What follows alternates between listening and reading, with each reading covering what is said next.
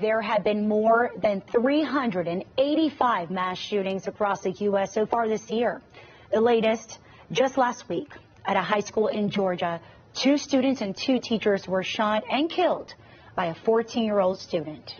Joining us this afternoon is a mass shooting expert and secretary of the National Center for Victims of Crime. We have Michael Haggard here.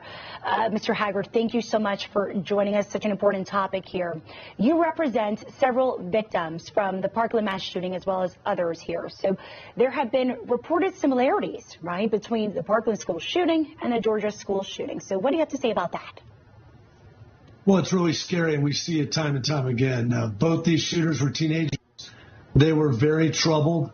But what's unfortunate is that the school systems knew that they were troubled. The law enforcement knew that they were troubled. In both cases, the FBI had specific tips about these 2 shooters, and the FBI failed to communicate that to the school districts where ultimately the mass shootings occurred. And we're seeing that more and more across America, where it's the same type individual, same profile in these school shootings. And as you said seconds ago, right, the FBI and other school districts had the alleged shooter on the radar here. So what is the responsibility of these entities if they cannot make an arrest here? Yeah, no, in the Parkland case and in the Charleston terrible church shooting, the FBI actually was held liable. They were sued in both cases. We brought the case on behalf of our clients, where the FBI did not react to the specific tip of the Parkland school shooter. They did nothing about it. They didn't act upon it. They didn't follow up on it. Here, what you have in Georgia is the FBI had an actual tip that he had threatened schools. They sent law enforcement, local law enforcement out there.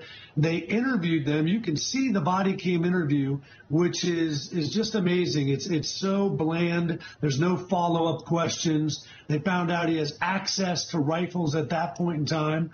His father admitted it, and they didn't follow up on anything. And then you have this occur. But what's really troubling is there's no communication between law enforcement and the school entities. The school boards want to know this. They need to know, who might be, I hate to say this, but the next school shooter. Who is that person? And the FBI and local law enforcement, in this case, knew exactly what was going on with this kid.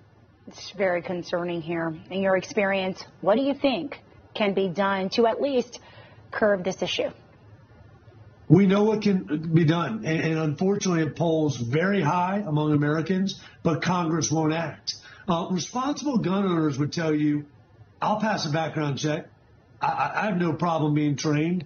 I have no problem having a license. I store my guns appropriately and safely away from ammunition, and no one uses an AR-15 to hunt, and they should be banned like they were in this country for 10 years. All those issues poll over 70% with Americans. And unless we're going to sit there and say, this is what it is, and when you let your kids go to school, they may not come back, if we're stronger than that as Americans, those are simple steps we can do that will begin to curb this terrible and unique American problem. Expert and Secretary of the National Center for Victims of Crime, Michael Haggard, thank you so much for joining us. And we'll be right back.